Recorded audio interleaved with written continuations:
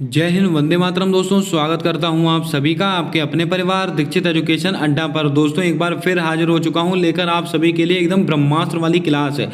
आज की शिफ्ट में आपसे क्या क्या प्रश्न पूछे गए, उन पर आधारित आने वाली शिफ्टों में आपसे क्या क्या सवाल पूछे जा सकते हैं, सारी क्लास में चर्चा करने वाले हैं। और क्लास को पूरा अटेंड कीजिएगा, यकीन मानिए आप औरों से 10 से 15 नंबर ज़्यादा का करने वाले हैं। आइए दोस्तों शुरू करते हैं आज की महत्वपूर्ण क्लास। देखते हैं अपना पहला सवाल है। हमसे पहला प्रश्न पूछा गया कि कांग्रेस के नए अध्यक्ष किसे नियुक्त किया गया। इंदरमीत गिल को किया गया, रुचिरा कंबोज को किया गया, मल्लिकार्जुन खड़गे को किया गया, अजलेंद्र रेड्डी को किया गया है। तो आप सबको याद रखना है कांग्रेस के नए अध्यक्ष ये किसको नियुक्त किया गया है, ये मल्लिकार्जुन खड़गे। आपका ऑप्शन नंबर सी बिल्कुल सही जवाब होगा। आइए बात करते हैं ऑप्शंस को लेकर। इंदरमीत गिल, मोस्ट इंपॉर्टेंट सवाल है। इनको दोस्तों वर्ल्ड बैंक इसका दोस्तों अर्थशास्त्री नियुक्त किया गया। क्या अर्थशास्त्री, विश्व बैंक का अर्थशास्त्री किसको नियुक्त किया गया है? इंदरमीत गिल को किया गया है। दोस्तों आपको बता दें विश्व बैंक प्लस IMF इनको आपस में जुड़वा बहनें कहा जाता है और इनकी स्थापना कब हुई थी? 1944 और 45, 1944-45 के ब्रेटन वुड सम्मेलन में, ब्रेटन वुड सम्मेलन में हुई थी इनकी स्थापना। इनको आप याद करके रखें, मोस्ट इंपॉर्टेंट सवाल आएंगे। और दोस्तों इसका मुख्यालय कहाँ पर स्थित है? वाशिंगटन DC में इसका मुख्यालय स्थित है, वर्ल्ड बैंक और IMF का। बात करते हैं रुचिरा कंबोज, इनको क्या बनाया गया है? UNO की सभा में क्या बनाया गया है? तो आपको याद रखना है प्रतिनिधि स्पीकर, प्रतिनिधि स्पीकर इनको बनाया गया है। इसको भी आप नोट कर लें, मोस्ट इंपॉर्टेंट सवाल है। अचलेंद्र रेड्डी, बहुत ही महत्वपूर्ण सवाल होगा आपकी परीक्षा के लिए। इनको बनाया गया जैव विविधता प्राधिकरण का अध्यक्ष, जैव विविधता प्राधिकरण, इसका अध्यक्ष किसको बनाया गया? अचलेंद्र रेड्डी जी को बनाया गया है। और जैव विविधता का अधिनियम कब का है? 2002 का अधिनियम है। इसको भी आप याद करके रखें। उम्मीद करता हूं आपने सारे सवालों को अच्छे से सुना होगा, अच्छे से नोट किया होगा। आइए बढ़ते हैं अपने अगले प्रश्न की ओर। दोस्तों इससे ही संबंधित आपसे आने वाली शिफ्टों में क्या पूछा जा सकता है?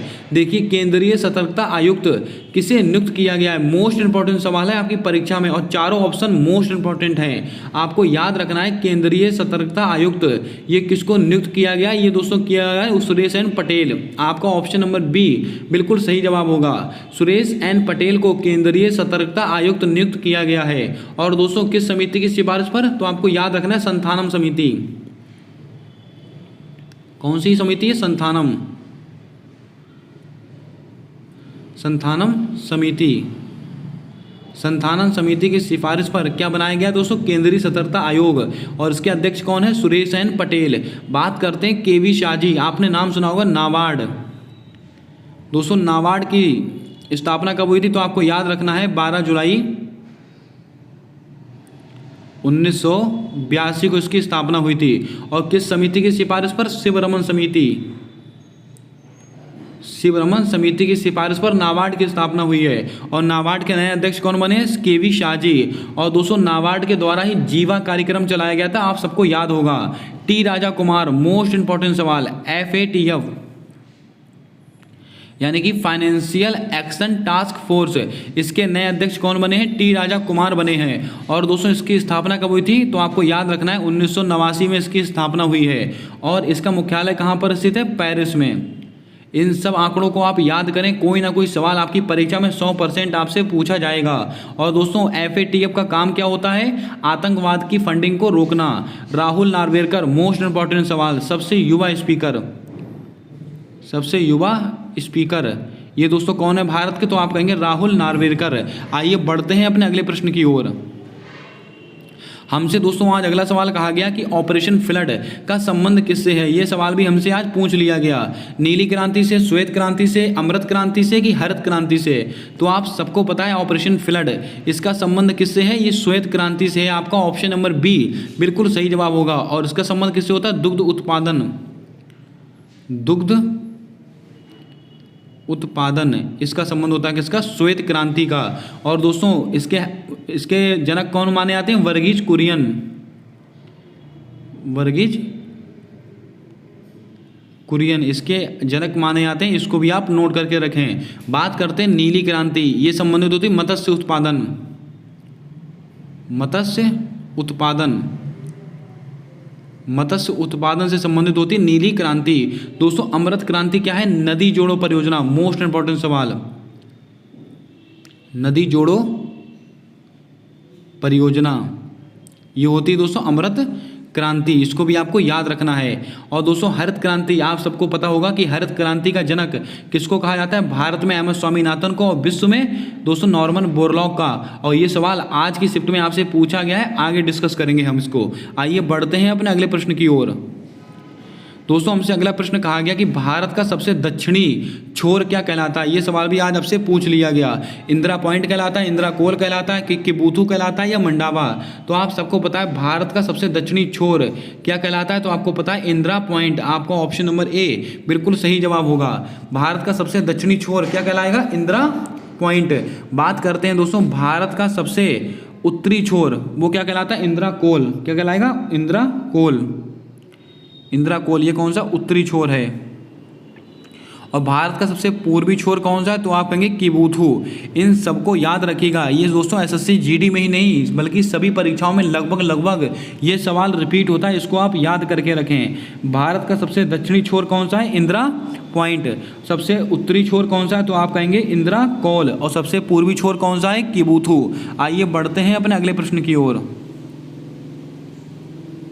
हमारा अगला प्रश्न पूछा गया कि भारत जोड़ो यात्रा का शुभारंभ किसके द्वारा किया गया? ये सवाल दोस्तों 2 से 3 बार अब तक पूछा जा चुका है, यानी कि दोस्तों इंपॉर्टेंट सवाल है आने वाली सारी शिफ्टों के लिए। भारत जोड़ो यात्रा का शुभारंभ किसके द्वारा किया गया है? तो आप सब अच्छी तरह से जानते हैं, ये राहुल गांधी जी के द्वारा किया गया है। आपका ऑप्शन नंबर बी बिल्कुल सही जवाब होगा। बात करते हैं दोस्तों विनय कुमार सक्सेना, मोस्ट इंपॉर्टेंट सवाल, दिल्ली के उपराज्यपाल। अगर आपसे कहा जाए दिल्ली के उपराज्यपाल वर्तमान में कौन है? विनय कुमार सक्सेना जी हैं। इनको भी आप नोट कर लें, अति महत्वपूर्ण सवाल होगा आपकी परीक्षा के लिए। अब दोस्तों आप कमेंट करके बताएं 69वां संविधान संशोधन ये दोस्तों किससे संबंधित है? इसका जवाब आपको कमेंट कर बताना है। आइए बढ़ते हैं अपने अगले प्रश्न की ओर। दोस्तों हमसे अगला प्रश्न कहा गया कि कलामंडलम और कल्याणी कट्टी अम्मा का संबंध किस नृत्य से है? ये बड़ा अजीबोगरीब नाम है लेकिन आपसे पूछा गया है। ये इसको आप कह सकते हैं कल्याणी अम्मा का संबंध किस नृत्य से है? कथकली, मोहिनीअट्टम, भरतनाट्यम, उड़ीसी। ये सवाल भी आज आपसे पूछा गया, तो आपको याद रखना है इसका सही आंसर क्या होगा? मोहिनीअट्टम। आपका ऑप्शन नंबर बी बिल्कुल सही जवाब होगा। कल्याणी अम्मा इनका संबंध किससे है? मोहिनीअट्टम। दोस्तों आपको याद होगा कथकली और मोहिनीअट्टम इन दोनों का संबंध किससे है? केरल से है, केरल। और ये भरतनाट्यम कहाँ का है? तो आपको पता है तमिलनाडु का, तमिलनाडु का। इसको आप याद रखें। अब दोस्तों कुछ महत्वपूर्ण नर्तक मैं आपको नोट करा देता हूं, वो नोट कर लें और आप आने वाली शिफ्टों में देखें आपसे हूबहू यही सवाल पूछे जाएंगे। जैसे कि अगर आपसे कह दिया जाए मोहिनीअट्टम, मोहिनीअट्टम के दोस्तों 1-2 नर्तक आप लिख लीजिएगा यहाँ पर, जिससे कि आपको याद रहे। मोस्ट इंपॉर्टेंट सवाल लेंगे सारे के सारे। अगर आपसे कह दिया जाए कला देवी इनका संबंध किससे है? मोहिनीअट्टम। अगर आपसे कह दिया जाए श्रीदेवी इनका संबंध किससे है? मोहिनीअट्टम से संबंधित हैं। और इसके अलावा अगर आपसे दोस्तों कहा जाए हेमा मालिनी, इनका भी संबंध किससे है? मोहिनीअट्टम से संबंधित हैं। इसको भी आप याद करके रखें। दोस्तों बात करते हैं भरतनाट्यम भी बहुत ही महत्वपूर्ण है, इसको भी आप थोड़ा नोट करें। इससे कौन कौन संबंधित है? तो आपको याद करके रखना है 2 से 3 नाम। कौन कौन है? तो आपको याद रखना है कृष्णमूर्ति करके एक हैं, ये इनका संबंध किससे? भरतनाट्यम से है। सॉरी दोस्तों इनका पूरा नाम है यामिनी कृष्णमूर्ति, यामिनी कृष्णमूर्ति। इनका संबंध किससे है? भरतनाट्यम। और दोस्तों बैजंती माला इनका संबंध किससे? ये भी भरतनाट्यम से ही संबंधित है। इसको भी आप नोट कर लें। आइए बढ़ते हैं अपने अगले प्रश्न की ओर। दोस्तों ये देखिए हमसे सवाल पूछा गया कि कुइयाट्टम नृत्य का संबंध किस राज्य से है? ये सवाल भी आज हमसे पूछ लिया गया। तो आप सबको पता है कुइयाट्टम ये कहाँ का है? ये केरल का है। आपका ऑप्शन नंबर ए बिल्कुल सही जवाब होगा। इसके ऊपर भी आप स्टार लगा लें। मोस्ट इंपॉर्टेंट सवाल है आपकी परीक्षा के लिए। आइए दोस्तों कुछ महत्वपूर्ण चीज़ें मैं आपको और नोट करा देता हूँ जो दोस्तों आपकी परीक्षा में बार बार पूछी जाती हैं। अगर दोस्तों आपसे कहा जाए मिजोरम, मिजोरम के 1 से 2 नाम आप याद करिएगा। कौन कौन से दोस्तों? चेरोकान, ये दोस्तों कहाँ का संबंधित है? तो आपको कहना है मिजोरम। और दोस्तों मिजोरम का एक है पारखू पिला, ऐसे करके कुछ है, इसको भी आप नोट कर लें। पारखू पिला ये कहाँ का है? तो आपको याद रखना है ये भी मिजोरम का ही है, इसको आपको याद रखना है। और दोस्तों मेघालय, मेघालय का एक बहुत ही फेमस है बांग्ला, बांग्ला त्यौहार, बांग्ला नृत्य। और एक है दोस्तों लाहो, ये दोस्तों कहाँ का है? ये भी मेघालय का है, इसको भी आप याद कर लें। ये सारे सवाल मोस्ट इंपॉर्टेंट की श्रेणी में रखिएगा। आइए बढ़ते हैं अपने अगले प्रश्न की ओर। दोस्तों एक सवाल ये पूछा गया कि कथकली का संबंध किस राज्य से है? ये भी सवाल आपकी सेकंड शिफ्ट में पूछा गया है। तो आप सबको पता है कथकली मोहिनीअट्टम कहाँ के हैं? केरल के हैं। आपका ऑप्शन नंबर सी बिल्कुल सही जवाब होगा। आइए दोस्तों कुछ और महत्वपूर्ण नृत्य मैं आपको नोट करा देता हूँ जो आपकी परीक्षा के लिए मोस्ट इंपॉर्टेंट रहेंगे। जैसे कि अगर आपसे कहा जाए मणिपुर, दोस्तों मणिपुर, मिजोरम, मिजोरम का तो मैंने अभी आपको नोट ही करा दिया है। और आंध्र प्रदेश, आंध्र प्रदेश का दोस्तों क्या है? कुचिपुड़ी, कुचिपुड़ी ये कहाँ का है? ये आंध्र प्रदेश का है, इसको भी आप थोड़ा याद रखें। इसके अलावा मरदाला, कौन सा दोस्तों? मरदाला, ये भी कहाँ का? ये भी आंध्र प्रदेश का ही है, इसको भी आप नोट कर लें। अति महत्वपूर्ण सवाल है, उम्मीद करता हूँ आपने नोट कर लिया होगा। आइए बढ़ते हैं अपने अगले प्रश्न की ओर। हमसे दोस्तों अगला सवाल कहा गया कि फुटबॉल में खिलाड़ियों की संख्या कितनी होती है? ये सवाल मैंने आपको कल नोट कराया था और आज आपकी परीक्षा में आपसे हूबहू सवाल पूछा गया है। दोस्तों फुटबॉल में खिलाड़ियों की संख्या कितनी होती? तो आप सबको पता है कुल 11 खिलाड़ी होते हैं। आपका ऑप्शन नंबर ए बिल्कुल सही जवाब होगा। दोस्तों जिसका भी आने वाली शिफ्टों में एग्जाम है वो लोग हॉकी, फुटबॉल, क्रिकेट, बास्केटबॉल और वॉलीबॉल, इन सबके खेल के मैदान और खिलाड़ियों की संख्या जरूर याद करके जाएं। हर शिफ्ट में एक सवाल आ रहा है आपकी परीक्षा में। दोस्तों जल्दी से वीडियो को लाइक कर दें। चैनल पर अगर आप नए हो तो चैनल को सब्सक्राइब करके बेल वाला आइकन ध्यान से दबा लें, क्योंकि आने वाली सारी वीडियोस के अपडेट आप तक आसानी से पहुँचते रहें। आइए बढ़ते हैं अपने अगले प्रश्न की ओर, देखते हैं हमारा अगला सवाल हमसे क्या पूछा गया है। हमसे दोस्तों अगला सवाल कहा गया कि बिहार का छठ पर्व किस माह में मनाया जाता है? तो आप सबको पता है ये किस माह में मनाया जाता है? ये सर्दियों में नवंबर के आसपास मनाया जाता है। कब? नवंबर में। आपका ऑप्शन नंबर बी बिल्कुल सही जवाब होगा, इसको भी आप याद करके रखें। और दोस्तों छठ पर्व ये कहाँ का फेमस त्यौहार है? बिहार का। अगर दोस्तों आपसे कह दिया जाए धानु यात्रा, धानु यात्रा, रज पर्व, ये सब कहाँ के हैं? ये सब उड़ीसा के हैं। धानु यात्रा, रज पर्व, नुआखाई, ये सब कहाँ के? उड़ीसा के हैं। इनको भी आप याद करके रखें। चापचार कूट महोत्सव, चापचार कूट महोत्सव ये कहाँ का है? मिजोरम का है, ये मिजोरम का। सरहुल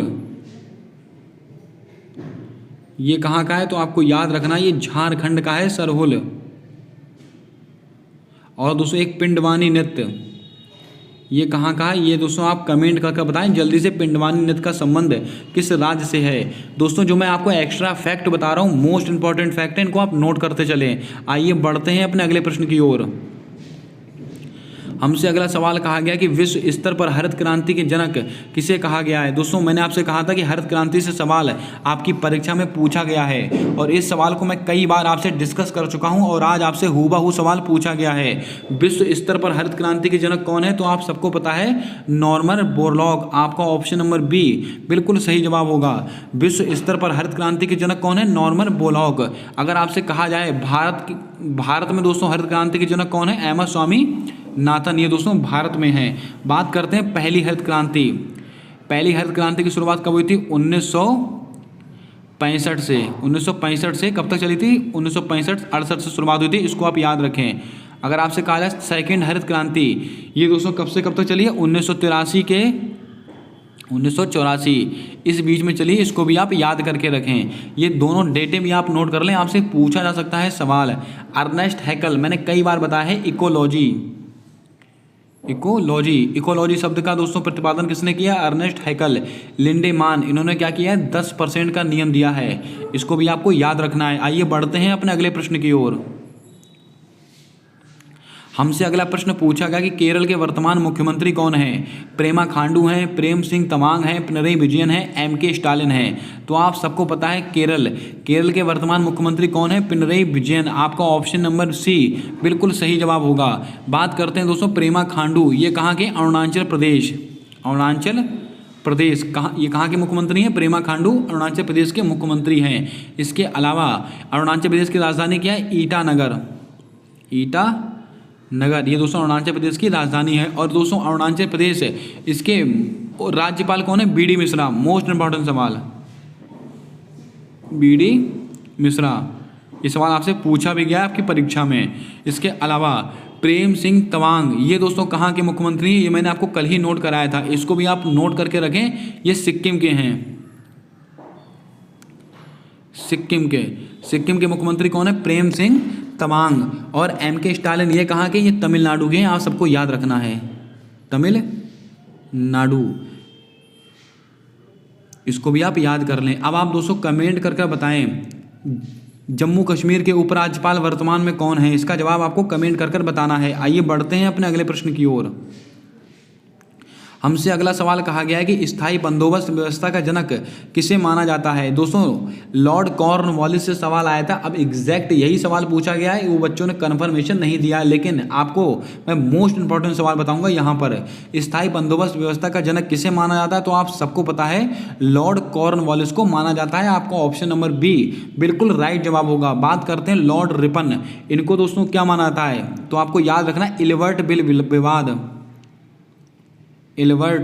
बिल विवाद किसके समय में आया था? रिपन के समय। बिल विवाद किसके समय में आया था? तो आप कहेंगे लॉर्ड रिपन के समय में आया था। कब? 1883 में आया था। इसको भी आप नोट कर लें, आपकी परीक्षा का सवाल है। लॉर्ड हेस्टिंग्स, ये दोस्तों किससे संबंधित है? महलवाड़ी प्रथा। महलवाड़ी प्रथा दोस्तों कौन है? तो आपको याद रखना लॉर्ड हेस्टिंग्स। थॉमस मुनरो यानी रीड एंड मुनरो, ये दोस्तों कौन है? रैयतवाड़ी प्रथा। रैयतवाड़ी प्रथा किससे संबंधित है? तो आपको कहना है थॉमस मुनरो। आइए बढ़ते हैं अपने अगले प्रश्न की ओर, देखते हैं हमसे अगला सवाल क्या कहा गया। हमसे अगला प्रश्न कहा गया कि 7वीं अनुसूची में किसका उल्लेख दिया गया है? मोस्ट इंपॉर्टेंट सवाल है अनुसूची से। दोस्तों यहाँ पर मैं आपको 7 से 8 अनुसूचियाँ आज नोट कराऊंगा, सारी अनुसूचियाँ आप नोट करके रखिएगा। दोस्तों 7वीं अनुसूची में किसका उल्लेख है? तो आप सबको पता है संघराज के शक्तियों का बंटवारा यानी कि संघराज समर्थित सूची का उल्लेख है। आपका ऑप्शन नंबर सी बिल्कुल सही जवाब होगा। इसके ऊपर आप स्टार लगा लें, और भी परीक्षाओं में ये सवाल आपसे कई बार पूछा गया है। बात करते हैं राज्यसभा की सीटों का आवंटन, ये किसके अंदर है? अनुसूची 4 में इसका उल्लेख किया गया है। असम, त्रिपुरा, मेघालय, मिजोरम, इन 4 राज्यों का उल्लेख किसके अंदर किया गया? अनुसूची 6 में। ये सवाल मोस्ट इंपॉर्टेंट है आपकी परीक्षा में। असम, त्रिपुरा, मेघालय, मिजोरम का उल्लेख किसके अंदर है? अनुसूची 6 में है। वेतन, भत्ते, पेंशन, ये किसके अंदर दिया गया? ये अनुसूची 2 में है। ये तो हो गई दोस्तों कुछ अनुसूची। आइए दोस्तों आपको बताते हैं किसमें क्या है। पहली अनुसूची में क्या है? संघराज। क्या है दोस्तों? संघ और राज्य, इसका उल्लेख किसके अंदर है? पहली अनुसूची में है। दूसरे मैंने आपको बताया वेतन भत्ते हैं। तीसरे में दोस्तों क्या है? तो आपको याद रखना है शपथ का उल्लेख किया गया है, शपथ, इसको भी आप याद रखें। चौथी अनुसूची में क्या है? तो मैंने आपको बताया राज्यसभा में सीटों का आवंटन। दोस्तों बात करते हैं 5वीं अनुसूची। 5वीं अनुसूची में क्या है? शेड्यूल एरिया, ये किसके अंदर है? तो आप कहेंगे ये 5वीं अनुसूची में है। बात करते हैं दोस्तों 6ठी अनुसूची। इसमें क्या है? असम, त्रिपुरा, मिजोरम और मेघालय। 7वीं अनुसूची आपसे पूछा गया है संघराज की शक्तियों का बंटवारा यानी कि संघराज और समवर्ती सूची। 8वीं अनुसूची में दोस्तों क्या है? इसमें भाषाओं का उल्लेख है। क्या है? इसमें भाषाओं का उल्लेख है 8वीं अनुसूची में। अब दोस्तों इसके अलावा अगर आपसे कहा जाए 9वीं अनुसूची का संबंध किससे? भूमि सुधार से संबंधित है। पहला संविधान संशोधन 1951 का।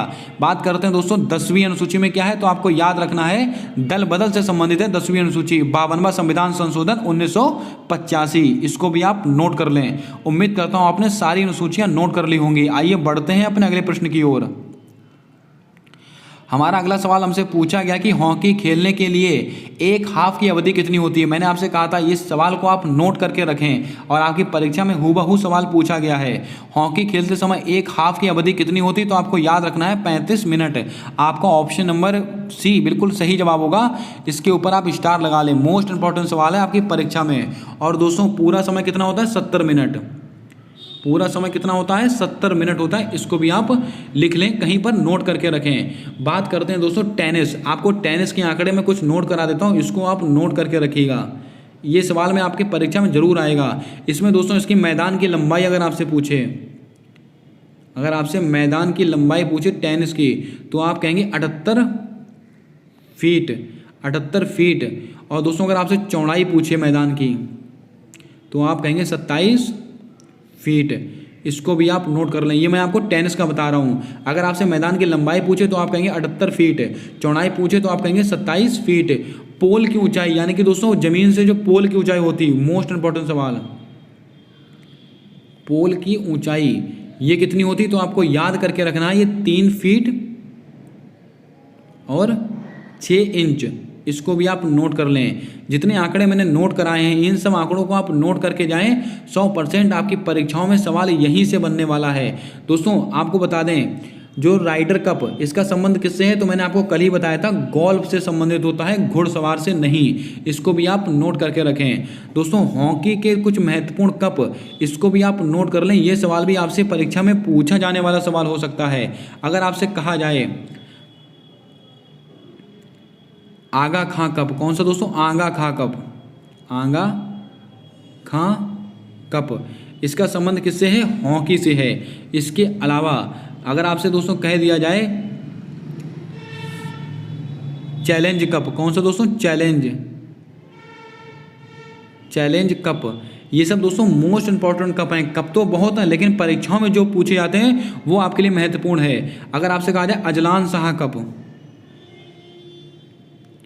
अजलान शाह कप, इसका संबंध किससे है, हॉकी से है। अगर दोस्तों आपसे कह दिया जाए रंगा स्वामी कप, मोस्ट इंपॉर्टेंट सवाल, रंगा स्वामी कप, इसका संबंध किससे, तो अभी आप कहेंगे हॉकी से है। इसको भी आप याद कर लें। इसके अलावा बेटन कप,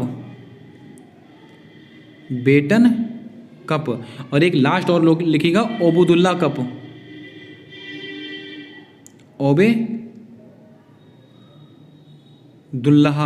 ओबेदुल्लाह स्वर्ण कप। इन सारे कपों को आप नोट करके रखें। आने वाली किसी न किसी शिफ्ट में आपसे सवाल बनेगा। आगा कप, चैलेंज कप, और दोस्तों कौन सा, अजलान शाह कप, रंगा स्वामी कप, बैटन कप, ओबेदुल्ला स्वर्ण कप, इन सब का संबंध किससे है, हॉकी से है। इसको आप नोट कर लें। उम्मीद करता हूं दोस्तों आपने सारे सवालों को अच्छे से नोट किया होगा, सारे सवालों को अच्छे से सुना होगा। अब आप कमेंट करके बताएं आज का एनालिसिस आपको कैसा लगा और कैसी लगी आज की क्लास। अगर क्लास पसंद आई हो तो क्लास को लाइक कर दें। चैनल पर नए हो तो चैनल को सब्सक्राइब करके बेल वाला आइकन ध्यान से दबा लें, ताकि सारी वीडियोस का अपडेट आप तक आसानी से पहुंचते रहें। मिलते हैं आने वाली अगली वीडियो में, तब तक के लिए जय हिंद, जय भारत दोस्तों। अब आप कमेंट करके बताएंगे कि अब एसएससी जीडी के बाद कौन सी क्लास की प्रैक्टिस सेट शुरू होने चाहिए। अगर आप दोस्तों कमेंट करके बताएंगे तो दोस्तों एक ज़बरदस्त 20 से 25 क्वेश्चनों की सीरीज, जिसमें दोस्तों आपका जीके, जीएस, करंट सब मिक्स होगा, ज़बरदस्त सीरीज आपके सामने लाई जाएगी। अब आप कमेंट करके बताएंगे कि अब किस एग्जाम की प्रिपरेशन के लिए एक ब्रह्मास्त्र वाली सीरीज लॉन्च होनी चाहिए। इसका जवाब आपको कमेंट कर बताना है। मिलते हैं आने वाली अगली वीडियो में, तब तक के लिए जय हिंद, जय भारत दोस्तों। अपना सपोर्ट, अपना प्रेम हमारे यूट्यूब चैनल के साथ हमेशा यूं ही बनाकर रखें।